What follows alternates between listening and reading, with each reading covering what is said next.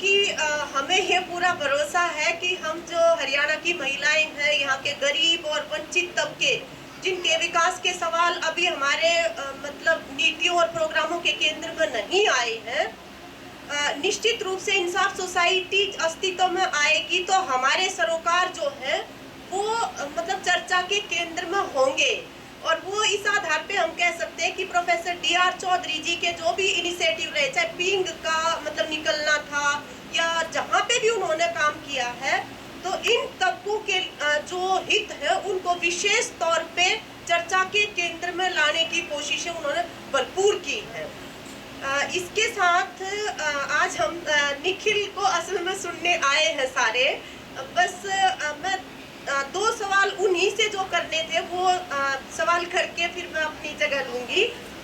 जो हरियाणा के समाज की जो विसंगतियां हैं उनके ऊपर प्रोफेसर डी.आर. ने, डॉक्टर दहिया ने बहुत मतलब प्रखर तरीके से उन बिंदुओं को सामने लाया है। लेकिन जो आज का विषय है, जो इंक्लूसिव एंड अकाउंटेबल गवर्नेंस, ये जो सवाल है ये बहुत सोच समझ के इसको रखा गया है। और इस सवाल के संदर्भ में अगर हम अपने अनुभव रखना चाहें, क्योंकि निखिल और इनकी टीम ने इस मुद्दे के ऊपर काफी आगे तक काम किया है, तो उसमें मैं ये कहना चाहती हूँ कि जो इंक्लूजन है, मतलब शामिल करना लोगों के सरोकारों को लोकतंत्र के अंदर, ये उसका बहुत मुख्य पहलू है। लेकिन जब लोग बहुत कोशिशें करके, बहुत मेहनत करके, बहुत मतलब मैं बहुत मॉडेस्टी के साथ ये कहना चाहती हूँ कि एक स्तर की कुर्बानी भी करके अगर वो अपने सरोकारों को यहाँ के प्रशासनिक और समुदाय के जो नेता हैं उनके एजेंडा में अगर शामिल करवाना चाहें, तो एक तरह का ना रिपल्सन वहाँ पे है।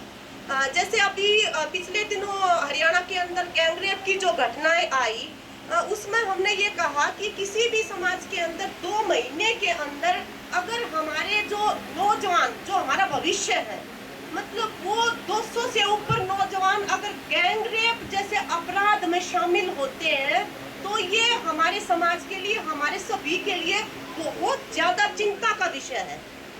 और इसके ऊपर आज तक काम करते हुए हमने जो थोड़ा बहुत अनुभव अर्जित किया, वो हम अपने यहाँ के मुख्यमंत्री और उनसे साझा करना चाहते हैं। और पूरा देश के 25 महिला संगठन यहाँ रोहतक आए थे उस चीज के लिए। वो जब हमने बात रखना चाहिए तो उसके ऊपर मतलब लाठीचार्ज और पता नहीं मतलब क्या क्या यहाँ पे हुआ। और जब बातचीत भी जब हुई तो उस बातचीत में भी वो सरोकार जो है उनको सुनने के प्रति प्रशासनिक स्तर पे बहुत ज्यादा मतलब एक तरह की ना रेजिस्टेंस है।